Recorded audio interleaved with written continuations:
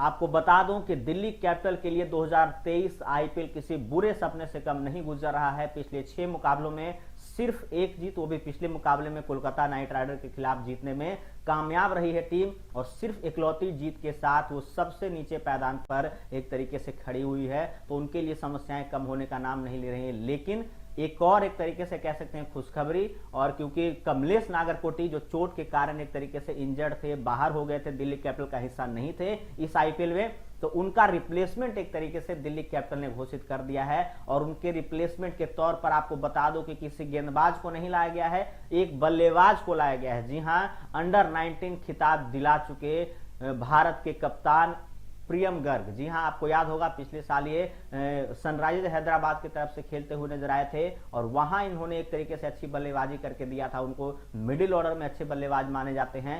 एक तरीके से कैप्टेंसी माइंड भी है, तो एक तरीके से कह तो नहीं सकते कि डेविड वार्नर के एब्सेंस में उनको सलाह देने की जरूरत है, लेकिन उनकी बल्लेबाजी किस तरीके से मददगार साबित होती है ये एक तरीके से देखना दिलचस्प होगा। और जिस तरीके की बल्लेबाजी वो करते हैं, आपको बता दूं कि सनराइजर्स हैदराबाद में पिछले बार वो हिस्सा थे जहां उन्होंने 15 के औसत से बनाए थे 251 रन 17 मैचों में, और स्ट्राइक रेट 115 का रहा था। तो स्ट्राइक रेट तो बेहतर नहीं है, लेकिन ये जरूर कह सकते हैं कि गेंदबाज को एक तरीके से हटाकर एक बल्लेबाज को लाना टीम का किस तरीके से फैसला देख सकते हैं। आपने रजत पाटीदार को देखा, जहां बेंगलोर की तरफ से वो बाहर हुए थे, तो वहां विजय कुमार वैसाख को एक तरीके से लाया गया था गेंदबाज को, लेकिन यहां गेंदबाज बाहर हुआ है दिल्ली कैपिटल्स में, तो एक तरीके से लाया गया है एक बल्लेबाज को जिसका स्ट्राइक रेट भी उस तरीके का नहीं है। अगर टॉप ऑर्डर की बात करें तो Prithvi Shaw, David Warner, Mitchell Marsh एक तरीके से फिक्स नजर आ रहे हैं, लेकिन आप इनको जगह कहा देंगे ये जरूरी देखना होगा। लेकिन शामिल कर लिया गया है, टीम के साथ जुड़ गए हैं। अब ये देखना होगा कि खेलते हैं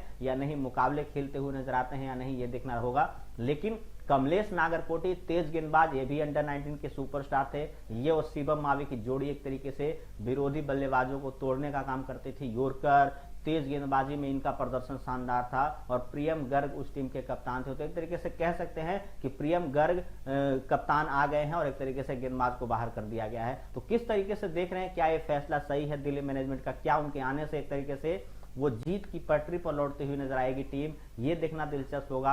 आज उनका मुकाबला भी एक तरीके से दिल्ली का सनराइजर्स हैदराबाद के खिलाफ, तो ये भी देखना दिलचस्प होगा किस तरीके से मुकाबला रहता है। लेकिन उनके आने से क्या जीत की पटरी पर लौटती हुई नजर आएगी दिल्ली कैपिटल, ये भी देखना दिलचस्प होगा। फिलहाल इस वीडियो में इतना ही, धन्यवाद।